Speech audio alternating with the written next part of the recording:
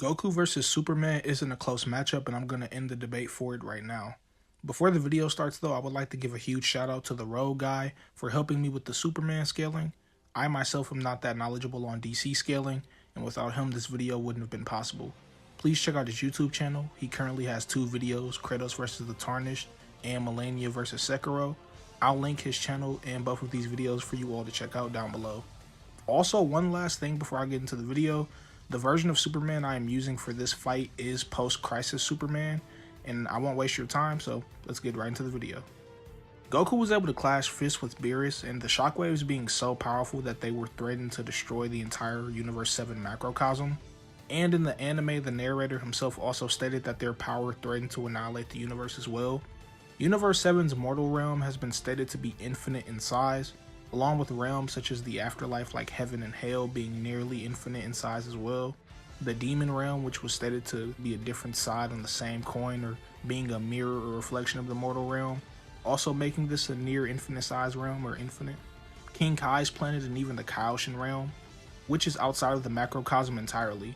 King Kai's planet is stated to be higher than the heavens and is in a realm beyond dimensions. Add in the fact that Goku would have also destroyed the Kaioshin realm, which is outside of the macrocosm, should give Goku around low multi or low complex multi AP, and 4D attack potency as well. If you're someone that likes to wank or highball, then you could probably argue Goku having infinite 4D attack potency, but that's up for you all to decide. Along with the fact that Goku was able to combat Jiren, someone who was able to shake the entire world of Void while suppressed, the world of Void being stated to have infinite nothingness and has no time or space. So to reiterate, Goku has AP ranging from low multi or low complex multi, whichever one you prefer to scale Goku with. And he has 4D attack potency. And with that covered, I'll go into Goku's speed. In terms of Goku's speed, you can either scale him to either infinite or immeasurable speed. For Goku's infinite speed, Granola was using a technique that Goku himself says is faster than instant transmission. We know Goku is a combat genius, so this statement shouldn't really be incorrect on his part. Not to mention that Goku and Granola both get faster as the arc progresses and goes on, so this as well should also help double down on this too. And we do know that until Gas got his wish to become the new strongest in the universe, that Granola was literally evolving and growing in power and speed past Goku and Vegeta continuously. And we know that strength and speed go hand in hand within the Dragon Ball series. So this is Goku's infinite speed scaling, and next I'll go into his immeasurable speed. When it comes to Goku's immeasurable speed feat, you can scale him off of Hit. When Goku fought against Hit, it was stated multiple times that Hit is actually using time in his time skip, and Goku was able to overpower and nullify Hit's time skip with his sheer power alone. Whis does note that within the Dragon Ball verse, if you're stronger than Hit, then his time skip isn't really effective against you at all, which Goku was able to do when using Super Saiyan God or Super Saiyan Blue. This also was supported with Jiren, since Vado says Jiren transcends time.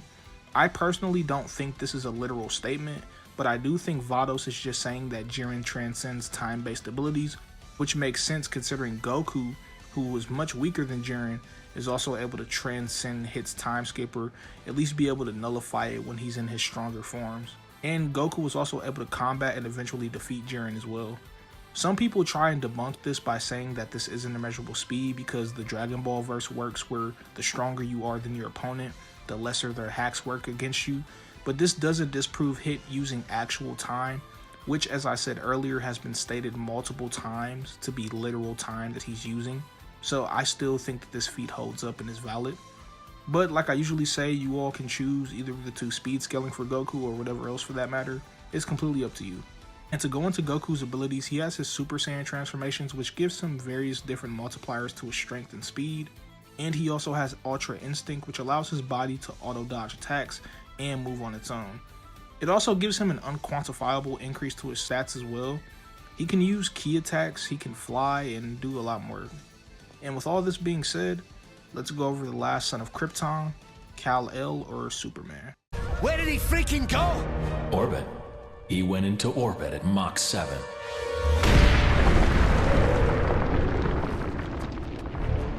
If you had super hearing, any second you'd hear the pop. To start off, base post-crisis Superman can punch literal timelines, and he can punch them with such force that he's able to casually rewrite them. And when post-Crisis Superman and Golden Age Superman fought, they not only shattered the boundaries of space and time, but they were also shaking the entire DC multiverse apart, meaning that they were destroying it. The DC multiverse not only just having 52 universes, but is actually said to have infinite multiverses with infinite worlds with infinite possibilities. And Rip Hunter, someone that travels across these infinite multiverses and worlds, says every year dozens more of these infinite worlds appear. These universes are within a space called the Bleed, and the Bleed is described to be the space between universes and has been said to be 5D. This is further supported with Superman being able to perceive things within the Bleed, and Superman himself stated that he has a higher dimensional existence in just his base. And this is again supported with Superman being able to completely tank Aztec's 4D energy, meaning he is 5D in terms of both his raw power and existence. And if you also want to take into account the God Spear, this dimension transcends the Bleed, which as I said is 5th dimensional, making it 6th dimensional, and the Speed Force Wall, which is at the edge of the Bleed. So as I just said, this should make the God Spear 6D. Along with the fact that the Phantom Zone is contained within the God Spear, and it is stated to be dimensionless, and Highfather says that the God Spear is a place beyond all space and time. Not only would this make Superman low outerversal, since he's able to affect and destroy entire multiverses with their own infinite universes and infinite worlds that are constantly being created endlessly, Superman should also scale above the Green Lanterns as well, with them being able to use their rings, which are stated to be extra dimensional weapons, meaning that they originate outside the reality of the universe.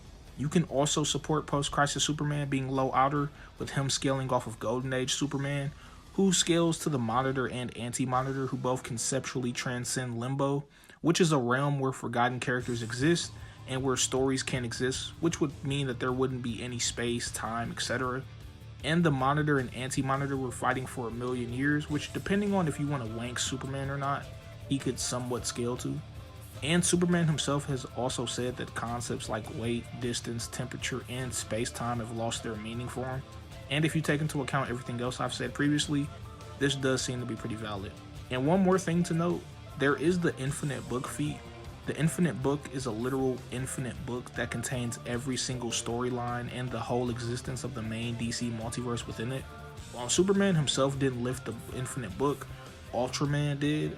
And Ultraman is not only physically equal to Superman, but was shown and stated to be symmetrical to him as well, meaning that Superman could have also performed this feat. Also, Ultraman says that he read the end of the Infinite Book, so again, Superman can also do the same. And with all of this being said, post-Crisis Superman has AP that can be scaled to low outerversal, and has 5 to possibly 6D existence and attack potency. But what about his speed? When it comes to his speed, as I've said previously, Superman himself has said that the concept of distance has lost its meaning to him, and he was able to fly so fast that he went backwards in time, meaning he should have immeasurable speed since he was able to move beyond linear time.